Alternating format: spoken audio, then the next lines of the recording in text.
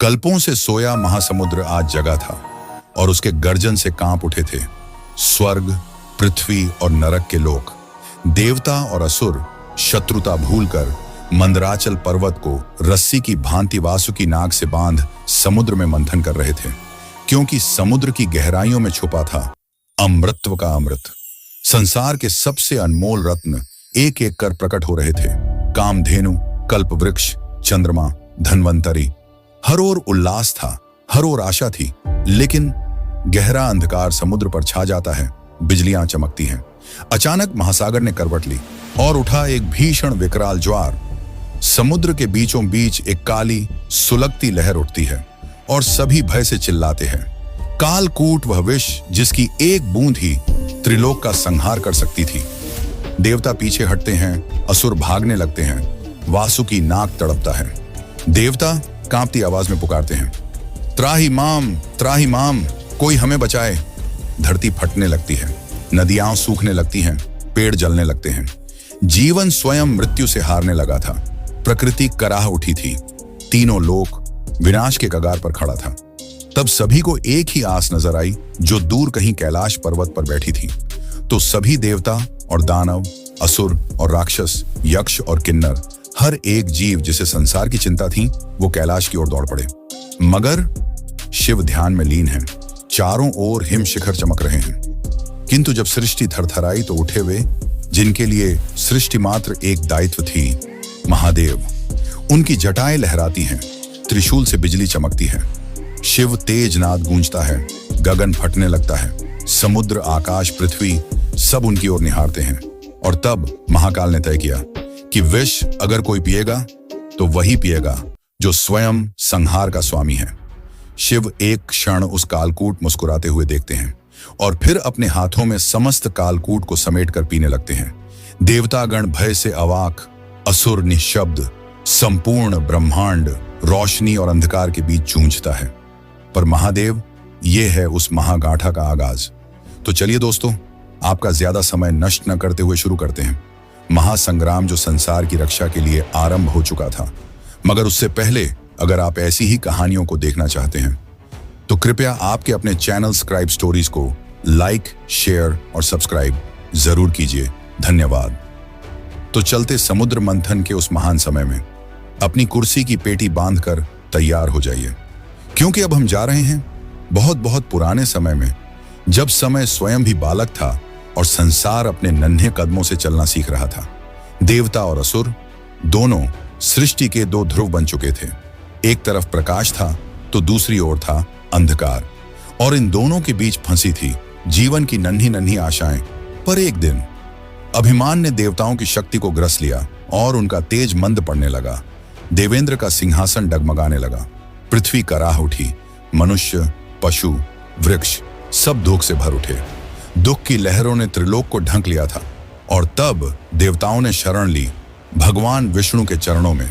देवता श्री हरि विष्णु से विनती करते हुए, प्रभु, हमारी शक्तियां क्षीण हो चुकी हैं, असुरों के सामने हम निर्बल हैं, कृपा करें, कोई उपाय बताइए। चारी और शांति पसरी रहती है कुछ क्षणों तक, पर फिर श्री हरि विष्णु मुस्कुराते हैं, मधुर मगर रहस्यमयी मुस्कान। विष्णु मृदु मगर दृढ़ स्वर में कहते हैं, संपत्ति अमृतत्व में है और अमृतत्व अमृत में। जाओ, क्षीर सागर को मंथन करो, उसमें कई सारी दिव्य शक्तियां आज भी छुपी हुई हैं, और उनमें से ही एक है अमृत, जिसे पिलाकर मैं तुम सबको अमर बना दूंगा। सभी देवता एक दूसरे को आश्चर्य से देखते हैं। तब हिम्मत कर इंद्र बोले, पर प्रभु, समुद्र इतना विशाल, हम अकेले उसे मंथन कैसे करेंगे?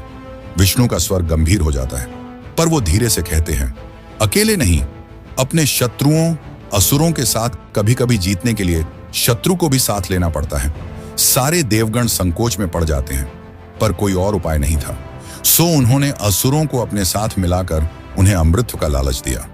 अमृतत्व पाने की लालच में सभी असुर देवताओं के संग समुद्र मंथन करने के लिए राजी हो गए।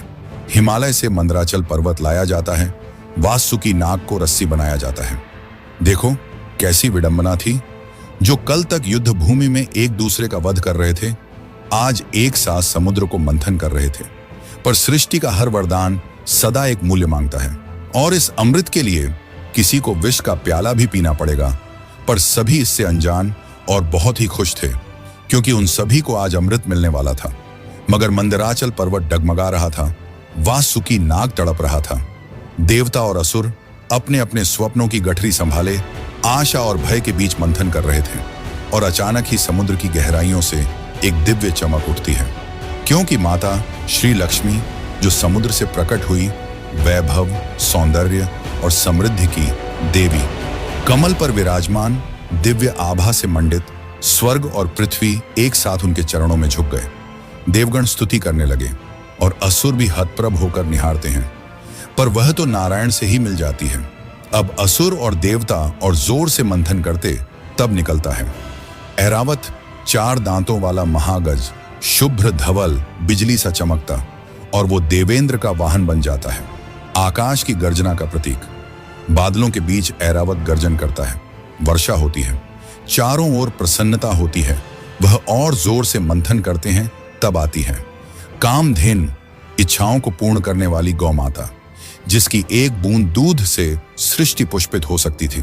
वे और मंथन करते हैं और तब निकलता है कल्प वृक्ष, इच्छाओं का वृक्ष, जिसकी छाया में केवल मंगल ही मंगल था।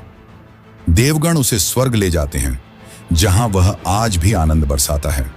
फिर आता है वरुणकांता, जिससे अप्सराओं की उत्पत्ति हुई थी। अद्भुत रूप, जो सौंदर्य की पराकाष्ठा थे, वे आनंद और क्रीड़ा के दूत बनी। और फिर चंद्रमा, स्वर्ग का आभूषण, देवताओं के मुकुट का चंद्र, जिसे महादेव ने उसे अपनी जटाओं में सजाया। और समय का पहिया स्थिर हो उठा।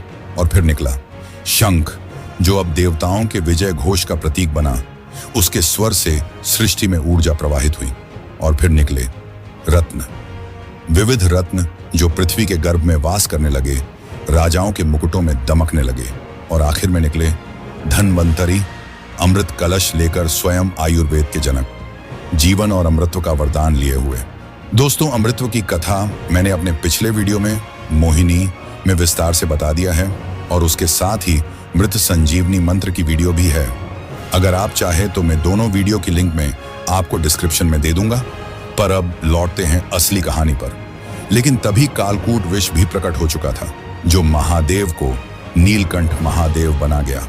हाँ दोस्तों, अब समुद्र की शांत लहरों ने विद्रोह कर दिया। अचानक गगनचुंबी भीषण काली लहरें उठी, जैसे स्वयं मृत्यु ने अपना मुख खोल दिया हो। आकाश अंधकारमय हो गया, तारों की चमक बुझ गई, हवाओं में जहर घुलने लगा, धरती कांपने लगी, कराहती हुई भयभीत नदियां सूखने लगी, मानो जीवन स्वयं पलायन कर रहा हो। और फिर समुद्र के विकराल गर्भ से जन्मा कालकूट विष, इतना घातक, इतना भीषण कि उसकी एक बूंद से ही तीनों लोगों का विनाश तय था। देवता भयभीत हो उठे, उनकी दिव्यता लड़खड़ा गई। असुरों ने कायरता की राह पकड़ी, चीखते चिल्लाते भागने लगे, यहां तक कि वासुकी नाग भी विष की ज्वाला में तड़पने लगा। संसार का अस्तित्व, जीवन की सारी उम्मीदें, सब कुछ संकट में था। तब त्राही त्राही करते देवता और भयभीत असुर सब एक ही दिशा में दौड़े, ब्रह्मा जी के पास। पर ब्रह्मा जी मौन थे।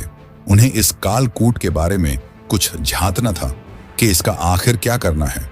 तो वह सभी देवताओं को लेकर श्री हरि विष्णु के पास गए, क्योंकि श्री हरि विष्णु ने समुद्र मंथन की सलाह दी थी। अब वे भी इस महासंकट का समाधान नहीं दे सकते थे।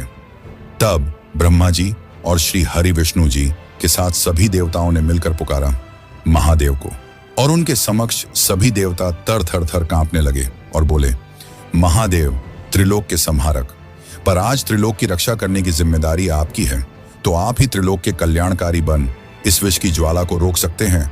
हमारी रक्षा करें भगवान, हमारी रक्षा करें। और तब हिमालय के धवल शिखरों के बीच सुनसान तपोभूमि में शिव प्रकट हुए, अचल, निश्चल, दिव्य। उनकी आंखों में गंभीर दया थी, ऐसी करुणा जो संपूर्ण सृष्टि का भार अपने भीतर समेट सकती थी। महादेव ने बिना कोई विलंब किए दोनों हथेलियों में समस्त कालकूट विष को समेटा और एक ही सांस में पी गए। संपूर्ण ब्रह्मांड स्तब्ध रह गया। देवताओं की आंखें फैल गईं, असुर थम गए, स्वर्ग, पृथ्वी, पाताल सब मौन हो गए। पर तभी विष की तीव्रता ने शिव के कंठ में भीषण ताप उत्पन्न कर दिया। उनका कंठ नीला पड़ने लगा। भीतर से उठती विष ज्वाला ने पर्वतों को पिघलाना शुरू कर दिया। हिमालय कराह उठा, दिशाएं झुलसने लगीं। देवी पार्वती, जो साक्षात प्रेम और शक्ति की प्रतिमा थी, तुरंत आगे बढ़ी। उन्होंने शिव के कंठ को थाम लिया। अपने प्रेम से, अपने संकल्प से उन्होंने विष को शिव के कंठ से आगे बढ़ने से रोका। यही क्षण था जब शिव बन गए नीलकंठ।